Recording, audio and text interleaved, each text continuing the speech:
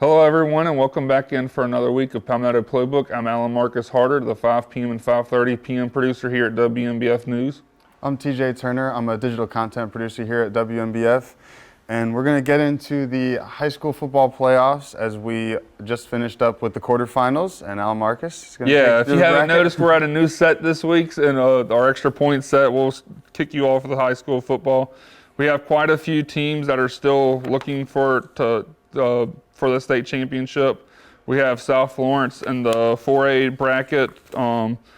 They defeated North Augusta 49-14 on Friday. I was at least the first half of that game before I had to come back here to edit the highlights to put on the show. But South Florence doing what they've become accustomed the past couple of years, looking really good. They have a match. They have a game against Gray Collegiate this upcoming Friday in the lower state final for a spot in the state championship game. Gray Collegiate, last Friday they defeated Hilton Head by a score of 31-28.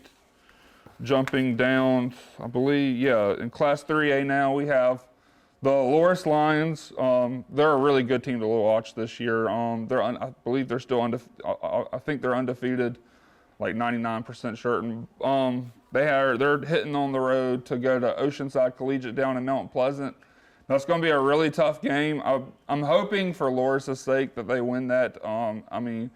Just the success that they've been seeing this season. Moon Gerald is putting on a show for Loris. He's a really fun quarterback to watch play, but they got a really tough test against an Oceanside Collegiate. I consider the Oceanside like basically South Carolina's version of like IMG Academy down in Florida, if you know.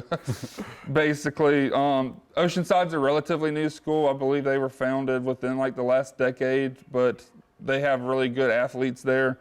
And just basically to show you how good they are, they defeated Dillon 42-0 on Friday night, and that was when Loris played Dillon earlier in the season, I believe it was like a 1-point contest that Loris won at the very end.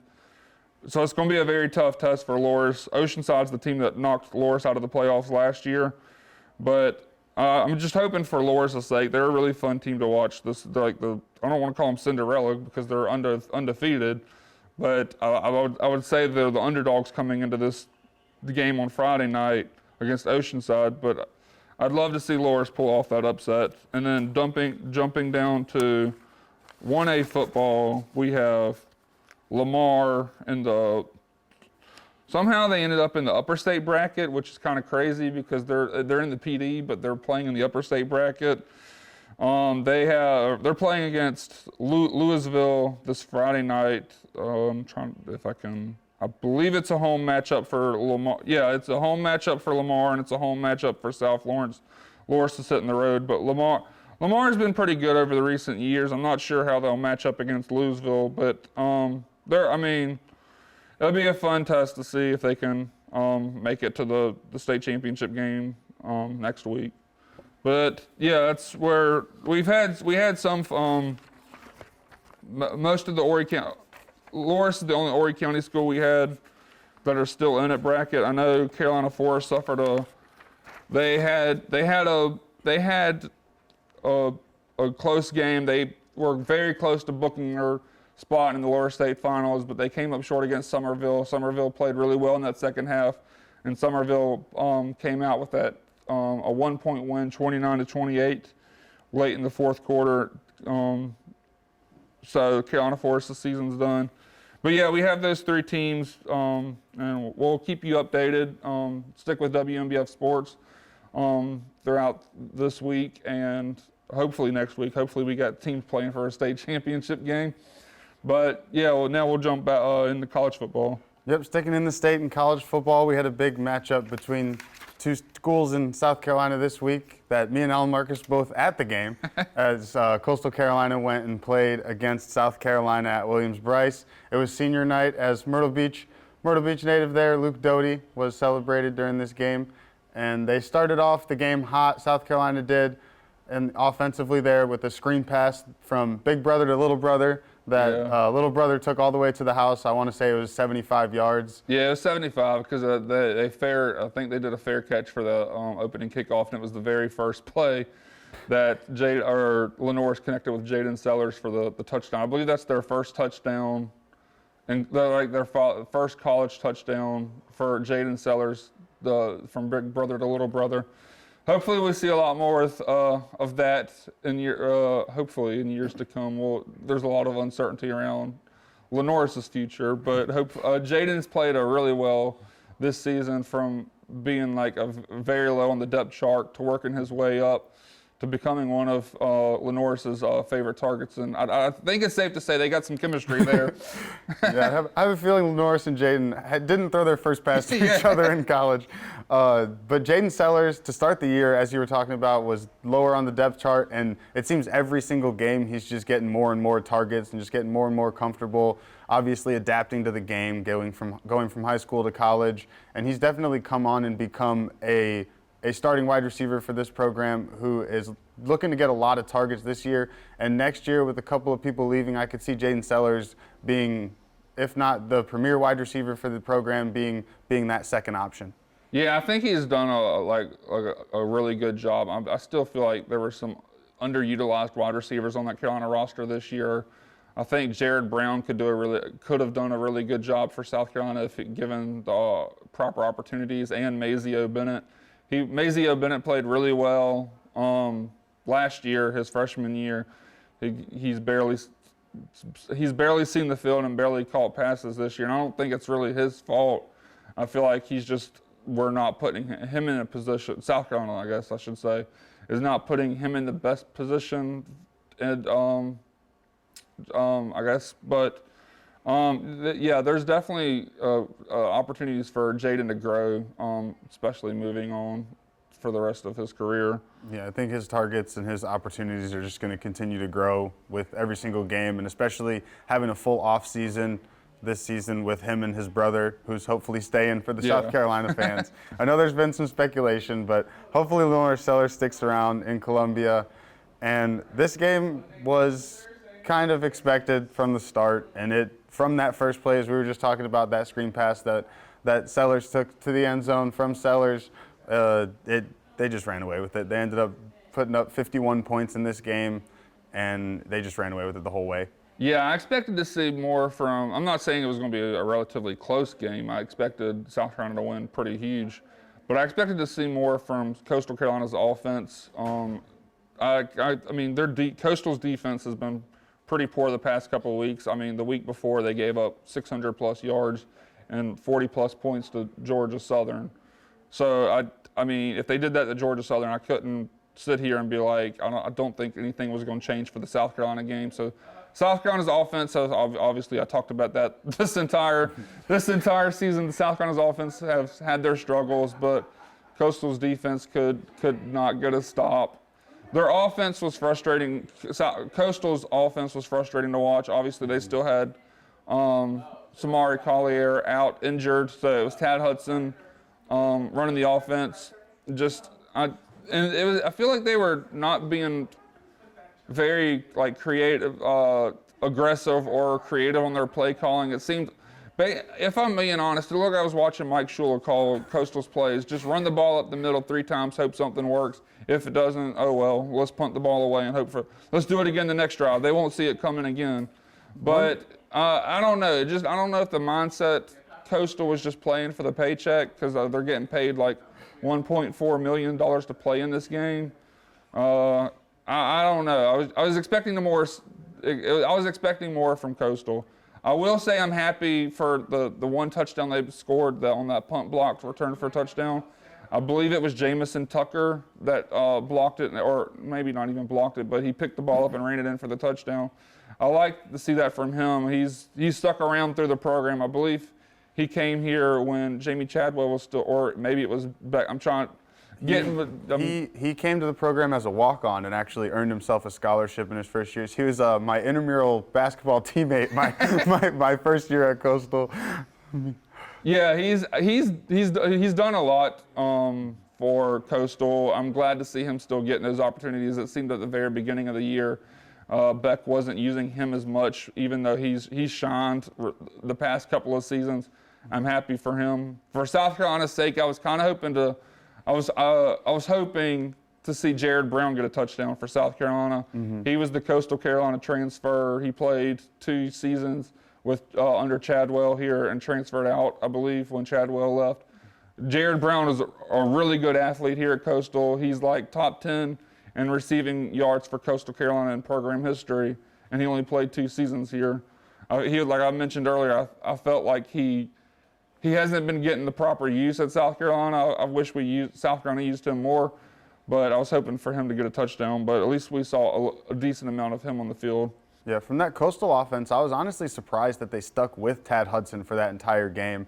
Throughout the year, for the first 5 to 6 games, Tim Beck was just throwing every quarterback he could at him. MJ Morris was playing. You had Tad Hudson. You had Samari Collier, up until Samari Collier came in and kind of took that starting job after Tad Hudson went down with injury in that one game. And I was expecting them to kind of do the same thing in this game, especially given that South Carolina was running away with the game. I thought that they were going to throw in MJ Morris and we were going to see some different options and just kind of see what was out there, especially moving forward with having one more really tough game against James Madison that we'll talk about later. But I really thought that they were going to utilize all those quarterbacks that they brought in through the transfer portal this offseason. I mean, they had no reason not to, because from the very get-go, you could tell Tad Hudson wasn't getting the job done. And I think we saw South Carolina change their quarterbacks before we saw Coastal. They brought Luke Doty in, then they brought, then they brought Cutter Woods in, the freshman, and then they brought Aaron Nolan in. But yeah, I feel like, I just didn't expect them to win the game, but they could have shown at least some type of fight in this game. It seemed like Coastal just rolled over and was just accepting of the fact that they had no chance in this game. I don't think MJ Morse, I don't know how much difference in the offense that would have actually changed, but I would have liked to see some type of hey, we're trying to stay competitive in this game instead of just let's play let's try to get the game over with as quick as possible. Yeah, it seemed like Coastal, from the coaching and play calling aspect, just on the sidelines, it seemed like they were just trying to get the game over with.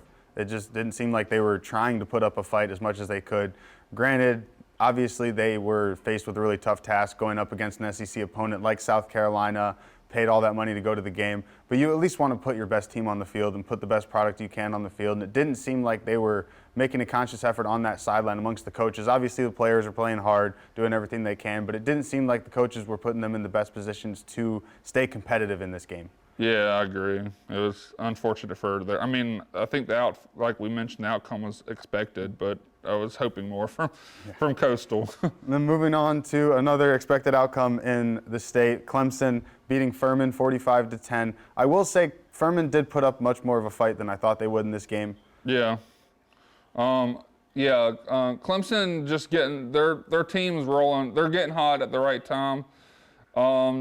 Still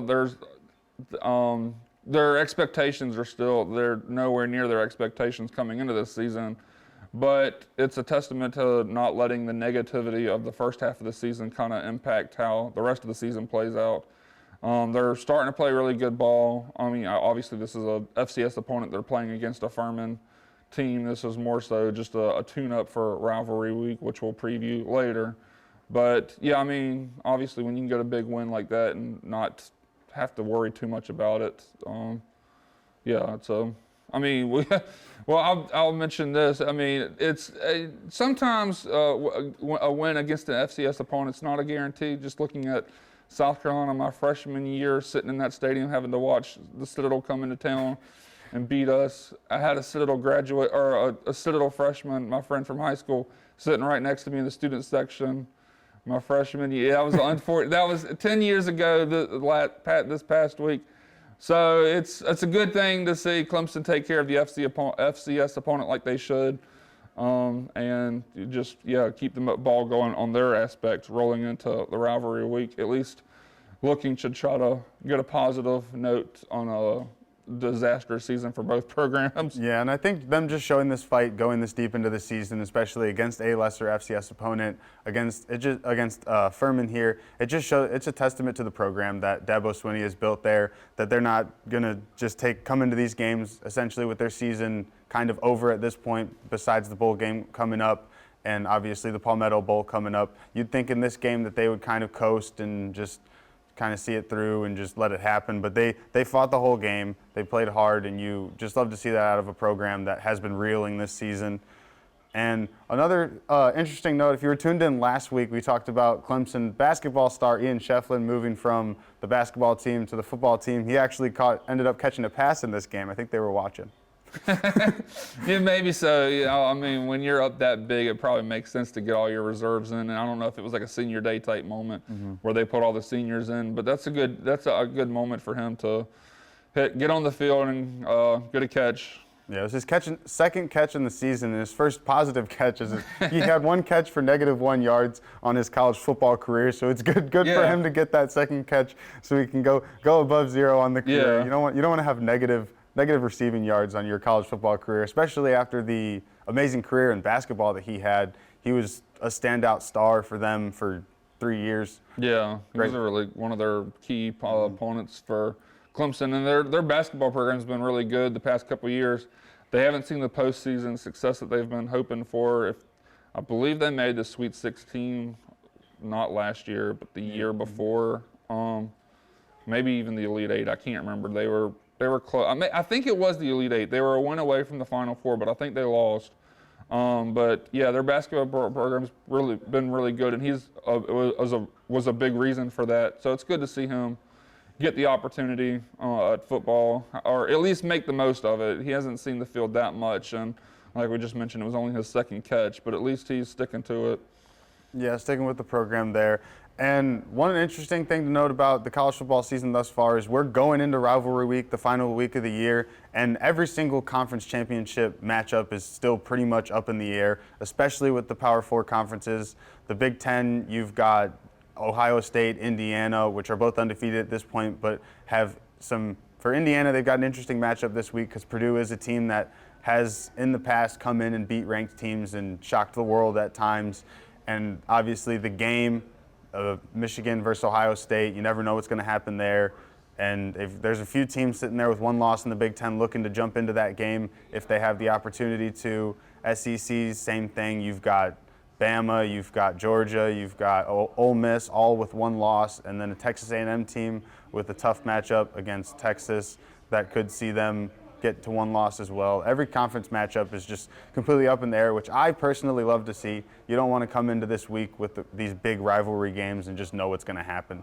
Yeah, and since it is rivalry week, there's a lot more to play for on the line. These teams will definitely be motivated to come in, and we never know what will show up. Yeah, we have a bunch of teams competing for those 2 conference championship spots for each respective conference. It's good to see. Just keep things interesting. I know Georgia Tech came up. They had their chance to cement their spot in the ACC championship this past week, but they lost to, I think they were playing Louisville. Yes, I believe. Yeah, or was it that or Pittsburgh? It may have been Pittsburgh. It was either Pitt or Louisville. I know they were playing. But yeah, they were playing a team that I think everyone expected them to win, but whoever they were playing just came out and basically like slapped them in the face and kept on going.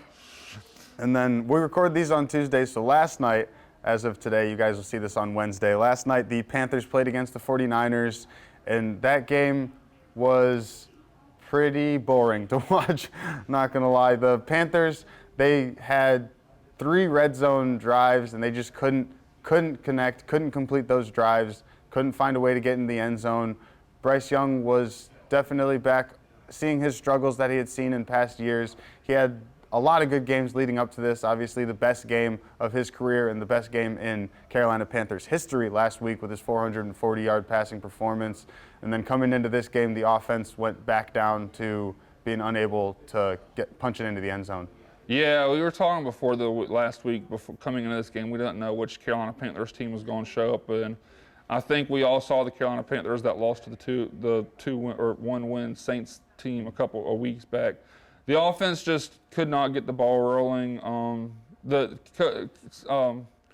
Carolina Panthers defense did everything they could to keep them in that game. Like Brock Purdy had 3 interceptions in the first half, 2 by J.C. Horn, who got evaluated for concussion at halftime. I think he missed the entire second half. The defense did their job. The offense just could not get the ball rolling. I believe there was 2 interceptions that Bryce Young threw that I think, I'm not going to say it no, I feel like there was a few holding calls that they could have called on those two interceptions that like hampered the receiver to get to where the ball was thrown to. But obviously, can't really blame the referees. The offense just couldn't get things going in the entire game. The 49ers deserved to win that game based on they could actually. I mean, they had Christian McCaffrey who was doing everything for them, getting that touchdown for them. But yeah, it was a rough outing for the Panthers. Yeah, I was impressed with the Panthers defense as well because of those injury struggles that they had. I believe they were out 2 starting corners after J.C. Horn went down, and they were playing some nickel safeties, some rookies that haven't gotten a whole lot of play time so far in their career. And they did their job. They did enough. The defense obviously was relied on heavily because of those interceptions and those mistakes from Bryce Young, which put them in some tough spots. So you can't really blame the defense for this one. The offense has to put up more points than that. You can't put up 9 points in an NFL game and expect to win. Yeah, I feel like this entire season, the Panthers, when they're on, they're really good, but when they're not, they're really bad. It's a wide margin of what you're going to get every single week from this Panthers team, and the test isn't going to get any easier, which we'll mention later in the show. But yeah. Yeah, I think that's kind of the story of the NFL this season too, with how the Panthers season has gone thus far, is you never know what's going to happen each week. You could see a team look like the best team in the NFL one week, look like the worst team in the NFL the next week, and that's something that I've loved to see across the NFL this year, is you just don't know who's contending, you don't know who's fighting for a top draft pick at this point. Any team could be anybody at any point, and you don't have any true Super Bowl contenders right now that I think I could pinpoint at this point. Yeah, there's a lot of top teams at the top that are, I mean, there's a lot, they're very closely stacked together. So hard to separate those top teams. And yeah. Much better than when you were just waiting to see who Tom Brady was playing in the Super Bowl. Yeah, and then moving on, we've got the Charlotte Hornets have gone on a bad streak, we could say, over these past week. They are now 4-13 on the year with their, I don't want to say lone bright spot, but one of the few bright spots across that young team being Con Knipple, who has just continued to impress, continued to up his stats, and he's at this point running away with the Rookie of the Year award. Obviously, it's very young on the year. There's still a lot of games left to go. You never know what's going to happen. But up to this point in the season, Con Knipple has solidified himself as one of the top rookies in the league, and it looks like he's not going anywhere anytime soon. He's averaging almost 20 points a game, almost six rebounds a game, and 3 assists a game so far on really great efficiency, great shooting stats. And I expected him to be a good NBA player and to come in and have an impact, but I did not expect him to have this much of an impact on this team coming in his rookie year. Yeah, I feel like you can point to a lot of bad decisions that the Hornets organization has made over recent years. This is probably one of their best ones, picking him up in that draft. I'm not sure exactly what number they drafted him at, but he's fourth. Fourth, okay. But yeah, I'd say it's safe to say as of right now, they made the right choice. He's playing really well, one of the best rookies in the NBA right now. I saw something, I think last night, which would have been Monday night our time.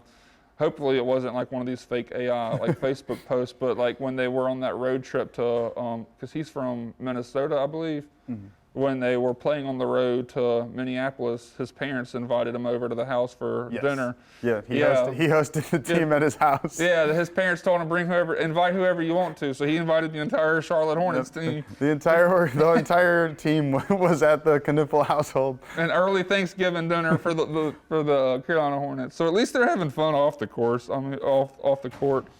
I wish we saw more wins, but it's hard when, I mean, a bunch of young guys, we've mentioned it week in and week out. There's a lot of growing that has to be done within that program, but at least there's a few bright spots to look forward to for the future. Yeah, with how this season's gone, you're looking at the Charlotte Hornets to hopefully make another pick like Con Knipple in the next draft. It's looking like we're going to be trying to get a top draft pick in this next upcoming draft, and hopefully we can pick another player that can come in and make the same impact that Con Knipple has. As well, they have another rookie in Ryan Kalkbrenner coming from Creighton, who has been a very good addition to that defensive front line as a big man on that defense. He is currently top 5 in the NBA in blocks this season, and he's started every single game he's played in, as he has struggled with a little bit of injuries, which also seems to be the story of the Hornets season thus far, with LaMelo Ball being out multiple games. Brandon Miller, I believe, has only played 3 or 4 games this season so far. Kalkbrenner's been out about half the games. So they do have some bright young pieces, but it'll be interesting to see when they get all of them on the floor together what this team is truly capable of. Yeah, there's definitely a potential there. They're nowhere near that. There's a ceiling that they can reach, but there's a lot that that needs to happen for them to get there. So it'll be interesting to see how that plays out. It'll be obviously we say it. It's a long season, and there's a lot of time for them to still to right the ship. But as of right now, it's just there's a lot that needs to be done for them to get to that point. Yeah. And then on the opposite end of the spectrum, we have the Carolina Hurricanes, who have reclaimed their spot atop their division. They're 14-6-2 on the year, still claiming that top 3 spot in goals scored per game this year. They have definitely proven that they have lived up to thus far this season. Those preseason rankings and the preseason expectations for this team seem to be pretty accurate. Yeah, when you're top 3 in the league in goals per game, that's a pretty good spot to be in. I don't think you can complain too much with that. And so far, the Hurricanes have proven to be the best professional sports team in the Carolinas. They got a lot of obviously like a hype to live up to. There's a lot of expectations to live up to this season. So far, they're doing the job. They're doing exactly what everyone expected them to, which is I feel like it's very hard to keep going in and improving yourself when your expectations are very all the way up here. But so far, they're doing it. Yeah, they've definitely lived up to those preseason expectations, and they've continued to remain. Each week we come up and it seems like we're saying they're number 2 in the division, then the next week we come back and they're number 1. Everybody's jockeying for position early in this season. Another 82-game season for the NHL. So we'll be interesting to see how they can continue to take that top spot and see if they can continue to keep up with this goal scoring that they've been able to accomplish thus far this season, and see if they can continue throughout the rest of the year with that. As we move over from the ice to the hardwood, talking about college hoops here, the South Carolina women's team, no surprise there, is 6-0 on the year. They're still ranked number 2 in the nation. We'll see if they can take over that top spot from UConn. Yeah, UConn's just really, UConn deserved that 1 spot, especially. I can't, as a South Carolina fan, I don't think you can sit here and be like, we deserve to be over UConn after how UConn, obviously it's a new season, but compared to last year, UConn beat South Carolina by like 20-plus points both times they played. I don't think I can sit here and make the argument that South Carolina should be number 1, but they definitely proven to be the number 2 team in the country, and they've looked well every time they've hit on the court this season. Yeah, Dawn Staley, I don't know what she has going on over there, but it's every single season it's just nothing but dominance. They're scoring 100. I believe they've scored 100 points in half their games this season. Yeah, some of the games they've played, like they were playing, I'd say lower quality teams. Yeah. I think their most recent game on Sunday, they were playing Queens. I don't know how many points Queens had scored, but South Carolina, I believe, finished with 124 points, which is the most points scored in the Dawn Staley era for South Carolina. They got some playmakers, Joyce Edwards, Talasia Cooper from the transfer from Florida State, who led the nation in points last season. Yeah, we'll be interested to see how they do once it gets into conference play coming up. And then moving over to the men's side, they haven't been as good in this past week, as they've lost their last 2 games, moving to 4-2 on the season. They were 4-0 last time we checked in, and they've lost 2 straight, so they're sitting at 4-2 on the year. And the men's team has definitely been improved. They've been improved as recent years, and we'll be interested to see if they can continue that into conference play and try to be one of those upper teams in the SEC this season. Yeah, the men's team, those past 2 games they lost. They were playing in the Greensboro Classic in West Virginia. I don't know if you watched that game, but it was very interesting to watch those 2 games they played in, because they were playing in like a glorified ballroom. Yeah. The South Carolina, I guess the frustrating part for them is that they rely really heavily on the three-point the three-point shot. I feel like as of right now, they lack that post presence.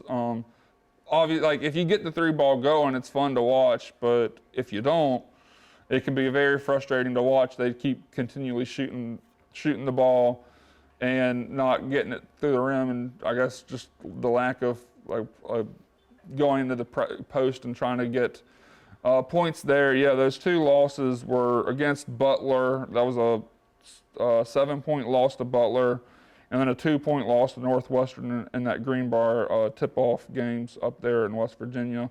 They return home this Friday against Charleston Southern. I feel like that's a game that they can bounce back in and win. But yeah, I mean, so far, looking at South Carolina seasons, the two real tests that they've played, that Butler and Northwestern games, they've lost. They competed, they were close throughout the entire game, but they couldn't get the win at the very end. But yeah, we'll see how they look throughout I mean, they've had some bright spots. I really like what I'm seeing from freshman Eli Ellis. He's done really well for the Gamecocks. But yeah, it can be frustrating to watch at times when they just rely heavily on the three-point shot, especially when it's not going down.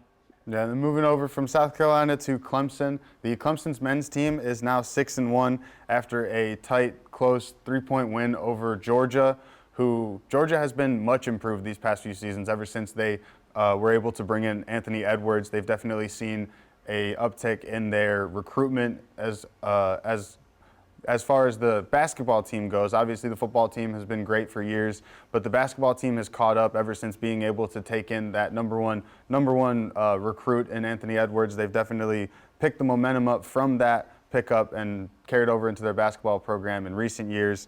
And you could tell that program's much improved, as well as Clemson is carrying on the momentum from these great seasons that they've had in recent years, pulling off that win against the great Georgia team. Yeah, I think the Clemson men's team has solidified their spot as the best men's program in South Carolina this season. I don't think you can really make an argument against that. They've played really well against really good opponents. I think that Georgia game went into overtime, but the men's team, the Clemson men's, coming out with that win, which, I mean, like you mentioned, Georgia, one of many SEC teams that have gotten really good over the past couple of years. The SEC as a whole in men's basketball has really improved over the past couple of seasons. And it's good to see Clemson men's continuing their regular season success. I think if you're a Tigers fan, you're hoping that this success continues down into March, which is where they've seen their struggles. But yeah, I mean, their men's team's doing really well. They're beating really good opponents and keep the ball. And then, I mean, they got a tough few games coming up. I think we mentioned last week against Alabama, on the road at Alabama, playing. I don't know where they're ranked at now. I think last week they were ranked 9th, BYU. Yep. But Alabama's obviously, I think, still in the top 10. Yep. I think that's a safe thing to say. They just lost a tough game to Gonzaga, so Alabama will probably drop a few spots in the rankings because of that loss. But they won't drop too far, as Gonzaga is also ranked top there. So I believe they'll probably still be top 12 when they face this Clemson team. So it'll definitely be a tough matchup for Clemson. Yeah, but they're fun. They're a good team to watch. Mm-hmm. And then the women's team in Clemson is now 4-2. With one of those losses has an asterisk on it because it was South Carolina, so you can't really expect them to win that game. I don't know if anybody's expected to beat South Carolina at this point besides UConn.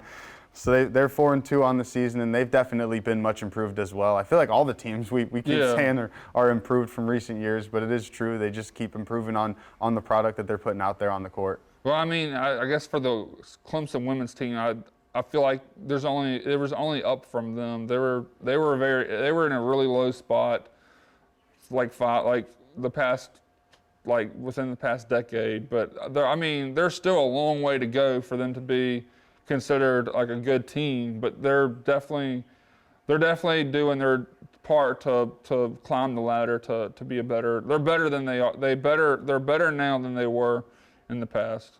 But there's still a long way to go for them. Mm-hmm. But it's exciting to see positive signs out of them.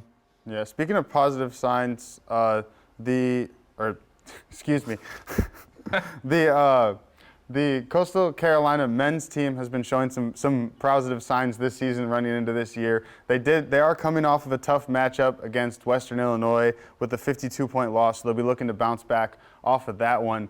But they definitely have been much improved this season with Justin Gray coming into just in his young career there at Coastal Carolina. It'll be interesting to see where he can bring this men's basketball program as they are coming off a few years of struggling, and then he's come in. They had 10 wins last year, and it'll be interesting to see if he can keep them on that upward trajectory.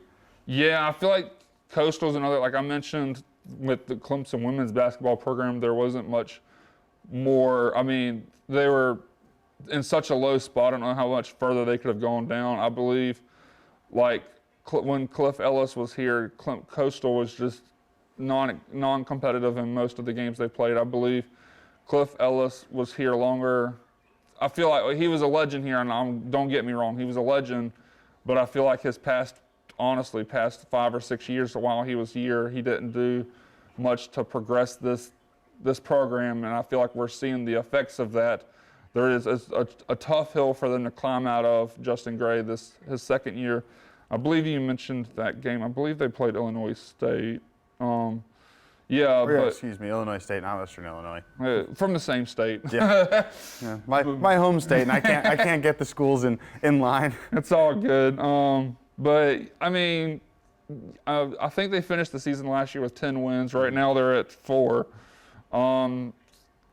Hopefully we can see some positive signs out of them throughout the rest of the season. But it's a tough hill to climb out of. They've struggled, honestly, ever since they joined the Sun Belt.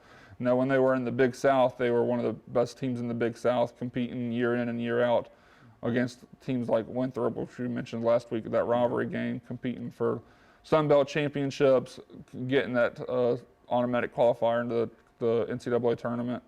But yeah, it's been a rough go of things for the men's program for quite a while for Coastal. Yeah, I think right now they're just looking to win more games than they did the year before. I don't think they're looking for much postseason success looking at that. I think at this point they're just looking to stack as many wins as possible and just try and build on each year and just win more and more games each and every year and just continue to build the program until they can solidify themselves in the Sun Belt, which I think they've failed to do thus far since joining. Yeah, it's a long road ahead for them. Yeah, and then the women's team has been struggling to start the year as they're 2-4 on the young season. They just had a 13-point loss to the number 16 team in the country in NC State, which is definitely not a loss to be looked at lightly because that NC State team is a good team being ranked, and having Coastal being that close within 13 points of that game within the end, I think is definitely a testament to that program and where they're going. I think they're better than what their record shows. They played some really good opponents this season, and like you just mentioned, that game against NC State. NC State got off to a really hot start, had a big halftime lead. I believe Coastal cut it down to single digits in that second half. I think they scored 40-something points in that second half to cut it down to a single-digit game, but fell up short against the ranked NC State team. Coastal they've played really good opponents. I believe NC State was the first one that was ranked, I believe. But I believe they're better than their record shows, and I think we'll see positive progress for them once it comes to conference play. I still think they're a really good team to watch. Yeah, at this point in college basketball, you're just trying to get yourself ready for that conference play, trying to get yourself tuned up, get your players ready. Basketball is a sport where you need to be hitting a groove when you get into conference play because it's hard to get out of a slump in basketball with it being such a streaky sport where you have to go on runs and you have to be able to string together some good games. If the ball just isn't falling and you can't get it through the hoop, you can't win those games. So you need to build up momentum early in the season in order to get into those conference games and have the confidence that you can go in and win those games. Yeah, and we'll keep following around all of those college teams throughout the season as we get throughout the season as we progress towards March. Yeah, and then looking ahead, as we've got a big rivalry week that we mentioned earlier in the broadcast, a lot of conference championship implications, a lot of playoff hopes on the line this week for some of these teams, not necessarily for the teams here in South Carolina. I guess the Coastal Carolina game has a little bit of playoff implications potentially, but the Palmetto Bowl this year should be interesting as you've got a Clemson and a South Carolina team that at this point in the year don't have much to lose. I mean, this game, they're going to be going all out. Obviously, it's a rivalry game, so they're going to be both teams are going to be looking to fight their way into a win in this one. South Carolina at this point has absolutely zero to lose in this season. They're just trying, this is kind of a last-ditch effort for them to kind of salvage the season, because as long as they beat Clemson, I think they'll be happy at the end of the season as how they finished, not necessarily how the season went overall. Yeah, there'd be a lot of frustrations of how this season played. Like, as a South Carolina fan, I'm kind of glad the season's almost over with, just how bleak it has been throughout this season. But I mean, if you can get a win over Clemson, that's some type of positive sign to look towards too next year. Even though Clemson has been honestly, just, I guess, equally as bad this season. At least for South Carolina's sake, you can say the majority of their losses were to teams that were in the top 25. You can't really say the same thing for Clemson. But I don't know what we're going to get on Saturday. Who knows what's going to happen? These are two really bad teams this season. I think if you're a Gamecock fan or a Clemson fan, I think you can agree that both of these teams aren't good. So who knows what's going to happen on Saturday? I think it might be just a kumbaya session. Thank God the season's almost over with. We might see We might see like Carolina and Clemson fans joining arms to celebrate the fact that this season's almost over with, and we'll see what we get next year. But I mean. Yeah, football fans rejoice in the state that the season is coming to an end. Yeah, that's honestly where I'm at right now. I'd like to say South Carolina has a good shot. I just don't know. I don't know what we're going to get on Saturday. If we can get the first half of Texas A&M and Alabama game this weekend, we could see a good game from South Carolina. You never know what team you're going to get out of South Carolina. You could get the best team in the nation in the first half, the worst team in the nation in the second half. You could get 4 quarters of mediocrity. You could get 3 quarters of greatness, 1 quarter of completely, totally falling apart. You just have no idea what's going to happen at this point. Yeah, I think, at least for Clemson's credit, I'll give them credit. I think they're at least more consistent as of right now. You can count on Clemson to be more, I think you know more of what you're going to get out of them than you do South Carolina. You could get the team, like you just mentioned, the team that almost beat Alabama, the team that should have beat Texas A&M unless the historic collapse there. They've been competitive in the fourth quarter for plenty of games this season, but they can never finish it. I just don't know which version of South Carolina we're going to get, that version or the team that struggled against South Carolina State at the second game or early on in the season, the team that lost to Vanderbilt, the team that lost to Missouri. I just don't know. And then we've got an interesting matchup because Coastal Carolina's matchup with James Madison could potentially have some college football playoff implications, not for Coastal Carolina, but with James Madison being undefeated on the season, there's a lot of rankings and a lot of people that are talking that have James Madison in their college football playoff rankings, which could sneak in as that group of 5 team that gets into the playoffs with a bid. And Coastal Carolina has a chance to knock them out of that bid at this point in the season, as this is the last game for both teams. Coastal Carolina just looking to show some promise before their bowl game, which will be coming up soon. And obviously, you'd think this game would be a blowout for James Madison. You expect it to be a blowout for James Madison, but Coastal Carolina does have the opportunity to come in and spoil their season. Yeah, James Madison, they're sitting on the season at 10-1. I think they lost to Louisville the second game of the season. But they're, like you just mentioned, they're one of those group of 5 schools that are looking to get that automatic qualifier. I think the college football playoff, I don't think they had them in the top 25 just yet. Can't remember who was in front of them. In the group of 5, the team in front of them was Tulane so far. And North Texas, I believe, is up there as well. Okay, yeah. So, there's a lot to play for James Madison State, and they almost lost to Washington State this past week, which would have kind of nullified that game. Obviously, they still have the Sun Belt Championship game as well for James Madison. There's a lot to play for on their side. And this has just been a matchup in recent years that honestly hasn't been close. As you mentioned, James Madison always shows up big for their game against Coastal Carolina.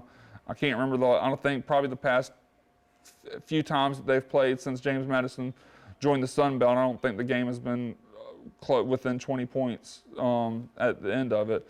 James Madison just seems to always have Coastal's number and score, just wins that game very big. It's as a Coastal fan, you'd hope at some point that they can get right the ship and knock off James Madison.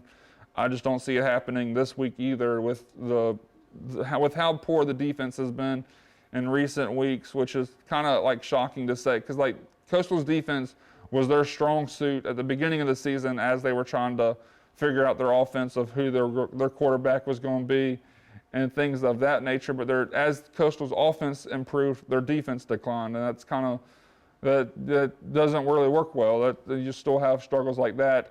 I think this James Madison team is too good to get, I guess, upset this week, especially with we just mentioned Coastal's defense, but their lack of their true quarterback right now with Samar Collier still out. Probably until at least the bowl game. I don't even know if he'll be able to play the bowl game. But yeah, it's going to be. I feel like it's going to be a rough go of things for Coastal. Coastal's basically like crawling to the end of the season with the Georgia Southern loss, the South Carolina loss, and now probably the James Madison loss. I mean, I would love it if they walk in there to Brooks Stadium and upset James Madison, spoil that season. I don't see it. I don't see it happening. Yeah, this will be an interesting one to watch for sure, especially because James Madison has so much more to play for than Coastal does, especially coming off these last few weeks for Coastal as they're kind of reeling right now. They're down, rolling with the punches at this point in the season with injuries and everything that's happened over the past few weeks with these tough losses, and last week with that really big loss. And you'd come to expect another really big loss this week, but it'll be interesting to see if this team has what it takes to be resilient and to come back off that tough loss and show some fight in this final game. I don't know if we're really looking for a win here for Coastal Carolina as much as we are looking for them to compete. Well, yeah, that is as well. I think one of the big criticisms that Tim Beck has got over this season is just when they lose big. It's these losses. It feels like they're not very competitive in those games. They need to at least show a fight and keep these games close. I mean, I'm not trying to like, what's the word called, like moral victories or whatever. Obviously, at the end of the day, you hope Coastal can pull out wins, but you don't want to get blown out when you're losing. And I feel like that's a lot of these losses for Coastal has become over the years. Yeah, Coastal is definitely going to need to show some fight in this game. Regardless of win or loss in this game, moral victories or not, they're going to need to show some fight, or else coming into that bowl game, I don't know if anybody on the roster or in the fan base is going to have much confidence for them. Yeah. And then moving ahead to the Carolina Panthers have a really tough matchup in this upcoming week as they're playing the Rams, a team that is red hot this season. They're definitely in the contention for as one of those Super Bowl contenders this far in the season, as we're about halfway through, as they're looking as probably the most potent offense the NFL has right now, them and the Colts at this point in the year, with Matthew Stafford looking like a potential MVP candidate, which is crazy to say at this point in his career, as we expected him to kind of not like fade out, but kind of just play out his later years in LA and just kind of bring it home. But he's showing that he still has it in him. Yeah, I mentioned, or I wrote this down before we started, the Rams they're tied for second in the league with the second best record. The Rams are 9-2 on the season, winning 6 straight games. Denver's also 9-2, winning 8 straight games. They're only behind the New England Patriots, who are 10-2 of the season, who have won 9 straight. So it's going to be a very tough game for the Panthers going up against the Rams, who are getting hot right now. Yeah, and obviously with what we've seen this past Monday night, with what we saw against the 49ers, it's going to be they got a lot to work on this short week to get things right again, and it's a tough opponent to try to rebound against. It'll be interesting to see which Carolina Panthers show up for this one. This would be a absolutely monstrous win for that Carolina Panthers football team. This could be a turning point in their season to bring them to where they're looking for potentially playoffs. If you can pull off this win, you look at the season completely differently than you looked at it 3 weeks ago, as they were just happy to get to 500. And at this point in the season, the Panthers are very happy to be 500.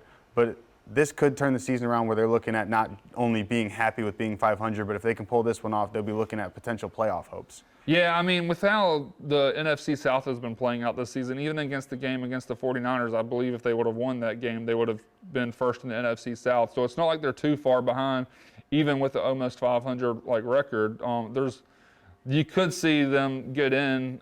You can make the argument if they deserve it of being almost 500, but that's just how the playoffs work. The conference champions division champions get in. But yeah, they're right on. I believe they're behind the Buccaneers. Them and the Falcons and the Buccaneers are all fighting for who's going to be the lowest win total to make it into the playoffs. Yeah, but obviously I believe this is a tough game, and I don't know if they'll be able to get the job done. But there's still a lot to play for on their aspect. There's a real shot that they could make the playoff if they pick up these wins down the stretch. Yeah, and we'll keep you guys updated with how that game goes, and keep you guys updated with all the rivalry weekend festivities coming up next week on Palmetto Playbook. Make sure to like, comment, share, and subscribe, and we'll see you guys back here next week.